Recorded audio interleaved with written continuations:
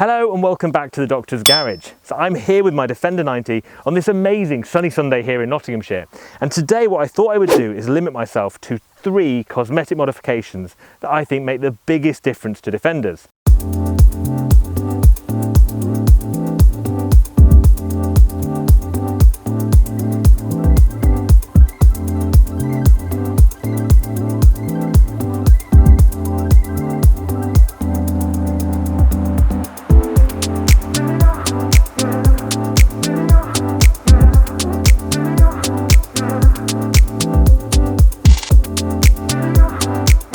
So I'm going to show you what they are on my car, what options I've gone for in regards to those 3 things, and also if you like anything that I have added to my car, as always you can check out my description below to click through and buy any of the products that I've added on this car directly from where I've bought them from.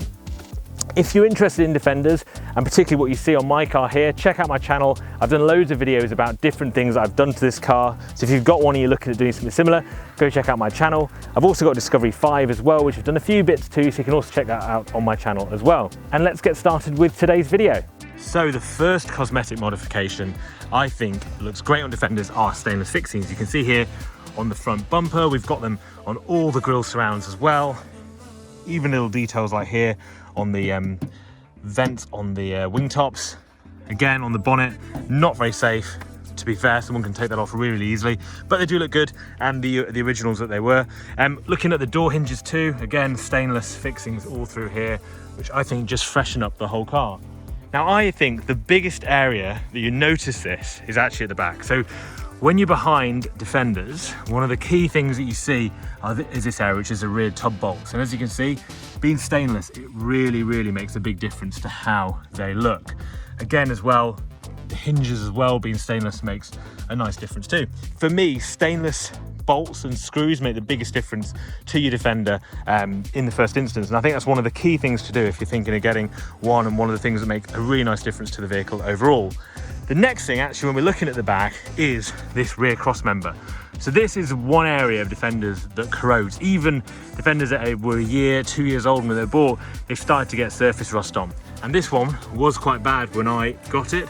It didn't have any holes in it, but it certainly was not looking great, as you can probably see under there a little bit.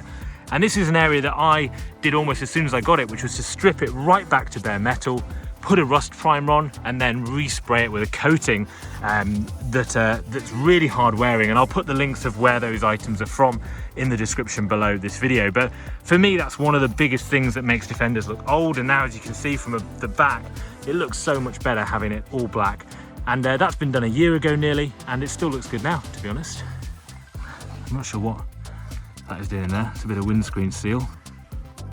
So they would be my top 2, your cross member, your stainless bolts.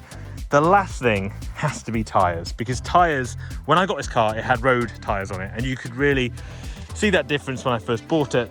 Compared to what it looks like now, it looks like a whole different Defender entirely. So these are Cooper SGT Pro tyres that I've got on this car. They are mud terrain tyres, but I actually find them really good for road use as well, and I really like the look of them. So let's take a little bit more time talking about tyres in particular, because I know it's a bit of a minefield when you're looking at buying some. So for me, when I was looking, there was a couple of options. It was either Coopers or it was BF Goodrich tyres. They were the main ones that people were talking about on forums, online, where the good reviews are coming from. I was actually really off-put by reading online what people said about the SGT Pros, because as great of a mud terrain tyre they are, they're not, well, they were said not to be very good on road use. And so when you look at the Cooper website, I think it's something like 80% off-road, 20% on-road.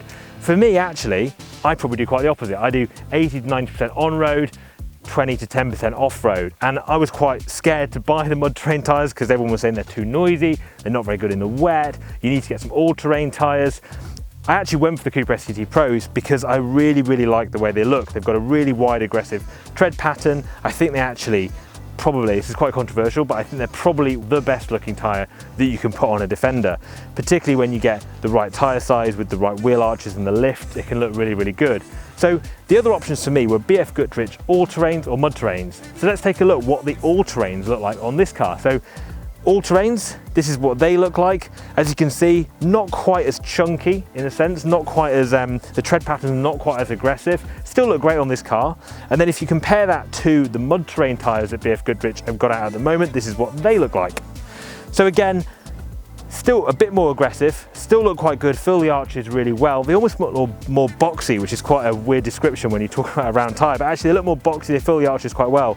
But then if you go back to the STT Pros that I've got on mine, for me, these still look best. And I think being able to see that comparison is one of the hardest things to do when you're buying a new tyre for your Defender, is actually to see what they look like on the vehicle. So I hope that's helped me able to see what they look like on my car.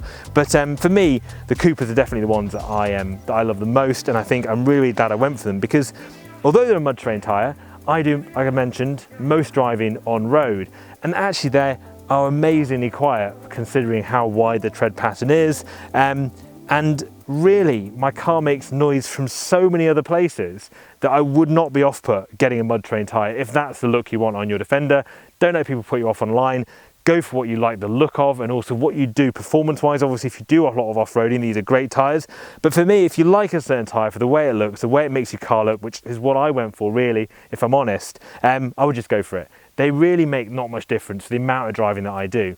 If I was driving and commuting in this car, which to be honest, sounds pretty bad if I was commuting in this car every day, but if I was, I probably would actually just go for a road tyre, because by far that's the most comfortable, the most quiet. The car rattles and makes noise as it is anyway, so for me, having a mud terrain tyre makes literally no difference at all.